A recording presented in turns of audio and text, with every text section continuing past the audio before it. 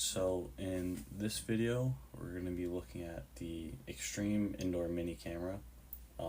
This is a smart Wi-Fi camera, and it's something that you can just purchase at Five Below for like $5-6. It's really cheap. So it's a fun, cheap, easy little camera that you can try to learn how to hack. You will need some specific tools just to help interact with the UART on this device because it's a different UART than I've shown in my previous videos. The first thing I like to do when I am looking to hack a smart device is to find the FCC ID. So with the FCC ID found, which is the FCC ID up here, it's also in the URL, we can get internal photos that these companies are required to send to the FCC ID. These aren't perfect because, as we'll see in these photos, these internal photos, if you come down here, it actually shows UART pads right here. And as we'll see later in the actual device that I have, these UART pads aren't there and they're in a different spot. So it's possible this could have been just an older version or a developer version. So although the FCC ID can give you a lot of really good information, you need to take it with a grain of salt because when you open up the device, it might look slightly different. But we know that this device does have some sort of UART, so that's a good sign. Alright, so here is the setup that I currently have to interact with UART on this device. Here is the device, and we'll get a better look at it later under the microscope. But as you can see here, these are the pads for the UART. But yeah, we'll look at it better under the microscope later on. Then I just want to talk about some of the tools I have. So these are PCByte probes. These have really pointy tips on the end of them, and they pretty much allow you to stand it up, and it can just rest on a pad like that. And it makes it a lot easier because if you just had a jumper wire, there would be no way to really put it on that pad and keep it there. So this really helps out. And as you can see, you can hook up jumper wires and then you can hook them up to either, they come with adapters for your multimeter, so you can look at the voltages and ground and everything, or you could just hook them straight up to another device to interface with this. So I know in previous videos I've used the USB to UART. I've gotten something a little bit more advanced and more like a Swiss Army knife of IoT hacking. This is the Tigard. I'm not really sure exactly how it's pronounced, but this can handle a wide range of serial interfaces.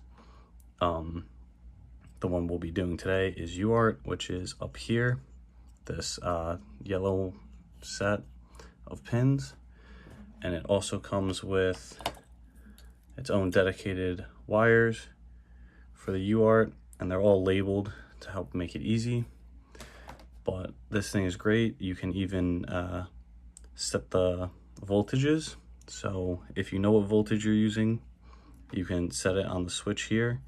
But if you don't know the voltage, or maybe it's using a weird voltage, you can set the device to actually use the voltage that's coming off of your target device.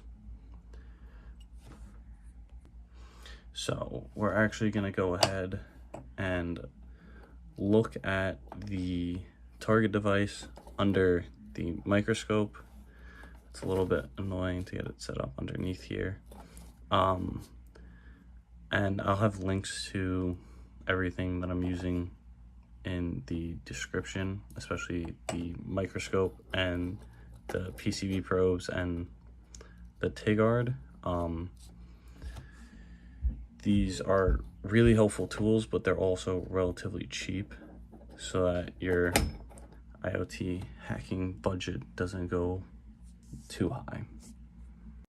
So here we're looking at the Microsoft Windows camera app, and basically you just plug this digital microscope in, and it will, once you power it on, it'll connect to your Windows machine if you have it plugged in, and then you can just open up in the Cameras app. So it's a little hard to see here with the glare, but here we have TX2 and RX2, TX1 and RX1. As you can see, these are pads for UART. We also have our grounds over here. Since I only have 2 of these PCB byte probes, I will be connecting them to the RX and the TX, and then we'll connect up a ground somewhere else because the ground's a lot easier to find. So since we have these 2 different sets of UART, we're gonna have to actually test them both out and see which ones are either live or which ones we can actually communicate on. Alright, so now using the multimeter like I have in the past videos, we will just take the black to ground and the red to the transmit, and this is also when this microscope comes in handy, because you're it's very easy for you to see if you actually have the probes on the pads. So we can see here in the transmit there's a little bit of a slight fluctuation every so often, and this is on TX2. If we look at TX1, there really is no fluctuation. I mean, there is a tiny bit, but not enough to really, oh, that was me sliding my hand off the pad. But there's nothing really to tell us that there's actually anything getting transmitted on that UART. So we know we're gonna have to look at TX2 and RX2. So now we'll go ahead and set up the TiGuard and the PCB byte probes. Alright, so now the setup is pretty straightforward. For the TiGuard, you're just going to get a USB-C, plug it into your machine that you want to connect it to, and you plug it in. It'll let you know when it has power. It's also really nice because you'll see later that there's actually 2 more LEDs up here for UART specifically, and it will let you know when you're sending a command and when you're receiving data. So then you already have this pre-set up wires for the UART pins, and now you're pretty much good to go. So what we're gonna do is we're gonna decide which one we want to be transmit and which one we want to be receive. I usually just do that based on whichever one ends up being closer. So I know transmit's closer to the top, so I'm gonna make the black one the receiver. Remember, RX goes to TX, so the receiver can listen to what the transmitter is saying. The microscope is also really helpful here, but it also sometimes gets in the way.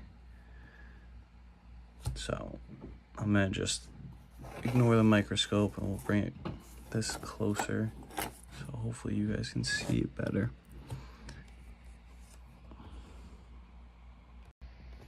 Alright, so off camera I just moved it and zoomed it in a little bit. You can see the pads right here. I also just wired up the transmit, and I just hooked up the ground to, there's like a little hole over here with metal. So I've tested that before, that works as a ground. So now with these PCB probes, you just gently place them onto the pads. They have magnetic bases, so you want to make sure you're working on something that is magnetic. So in my case, I have a metal sheet underneath so that these will be stable.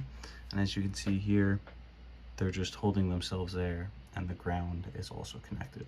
So now what we're gonna do is we're gonna move back to the machine and we're gonna start interacting with the device. So once you have your device hooked up to the tie guard and everything set up, you want to come to your virtual machine and just make sure you have it connected to your virtual machine. In this case, I'm using a Kali Linux virtual machine, and we can use the screen command to interact with the UART. So I'm using this baud rate because it's one of the more common baud rates, and by default TieGuard uses T2Y USB 0. So when we hit this baud rate, we don't see anything pop up initially on the screen, but we do see that we actually have a shell, and we can run the help command, and there's a lot of commands that come out of the help command.